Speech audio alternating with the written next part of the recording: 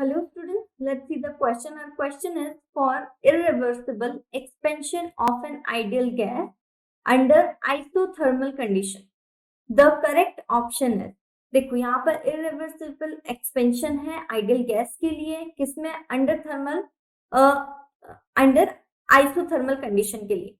ठीक है, तो हमें यहाँ पर जो है करेक्ट ऑप्शन बताना है कि क्या होगा. तो देखिए, अगर यहाँ पर हमें दे रखा है आइसोथर्मल, तो आइसोथर्मल का मतलब ये हो गया कि यहाँ पर जो टेम्परेचर है हमारा वो तो हो जाएगा कांस्टेंट. ठीक है, जब यहाँ पर जो टेम्परेचर है वो क्या हो जाएगा, कांस्टेंट हो जाएगा. ओके, अब जो यू है हमारा वो किससे रिलेट करता है, वो हमारा फंक्शन होता है किसका, टेम्परेचर का. ठीक है, तो देखो जब यहाँ पर टेम्परेचर कांस्टेंट हो जाएगा तो जो हमारा यू है वो भी कांस्टेंट हो जाएगा. क्यों हो जाएगा, क्योंकि यू जो है हमारा फंक्शन होता है किसका, टेम्परेचर का. ठीक है, तो डेल्टा यू इक्वल टू हमारा कांस्टेंट हो जाएगा. कांस्टेंट मतलब 0 हो जाएगा. ठीक है, तो यहाँ पर अगर हम बात करें ऑप्शन नंबर फर्स्ट की, तो देखो यहाँ पर डेल्टा यू जो होगा इज नॉट इक्वल टू 0, तो जबकि ये तो क्या हो जाएगा, 0 हो जाएगा. तो ऑप्शन नंबर फर्स्ट रॉन्ग है. सेकंड जो है हम इसको रख सकते हैं क्योंकि इक्वल टू 0 है, तो मे भी शायद ये पॉसिबल हो. ठीक है, मे भी ये वाला आंसर हो. ठीक है, ऑप्शन नंबर डी भी जो है यहाँ पे भी 0 दिया गया है, डेल्टा यू इक्वल टू, तो मे भी ये भी हमारा आंसर हो सकता है.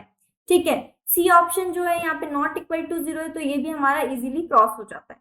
ठीक है, अब बात करते हैं हम यहाँ पर हमें एक और दिया गया है डेल्टा एस टोटल. ठीक है, तो देखो क्या होता है, जैसे कि यहाँ पर बोला गया क्वेश्चन में जो हमारा इरिवर्सिबल एक्सपेंशन हो रहा है यहाँ पर. ठीक है, अब इरिवर्सिबल एक्सपेंशन का मतलब क्या होगा कि डेल्टा एस जो होगा हमारा, जब भी इरिवर्सिबल एक्सपेंशन होता है तो डेल्टा एस जो होगा हमारा हमेशा ग्रेटर देन 0 होगा.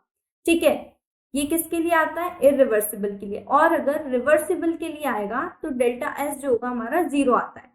ठीक है, तो delta S is greater than 0 होगा, तो इसका मतलब क्या होगा, 0 से बड़ा होगा, तो मतलब कभी भी 0 नहीं होगा.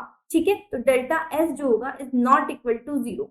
ठीक है, तो अगर हम बात करें तो हमारे पास क्या आ रहे हैं दोनों, डेल्टा यू तो होगा हमारे पास 0 और डेल्टा एस जो होगा इज नॉट इक्वल टू 0. ठीक है, ये आ गया हमारे पास. तो अगर हम ऑप्शन बी और डी की बात करें तो देखो यहाँ पर डेल्टा यू तो दोनों में 0 है. ठीक है, और डेल्टा एस जो होगा वो 0 नहीं होना चाहिए. तो देखो यहाँ पर जो है ऑप्शन नंबर बी हमारा करेक्ट होगा, क्योंकि delta S total is not equal to 0, जबकि जो ऑप्शन नंबर डी है इसमें 0 बता रखा है इज इक्वल टू 0, तो ऑप्शन नंबर डी भी हमारा रॉन्ग होगा. हमारा सिर्फ ऑप्शन नंबर बी यहाँ पे करेक्ट होगा, डेल्टा यू जो है वो 0 होना चाहिए और डेल्टा एस जो होगा इज नॉट इक्वल टू 0. तो ऑप्शन नंबर बी जो है हमारा सही आंसर है. I hope you understand. Thank you and all the best.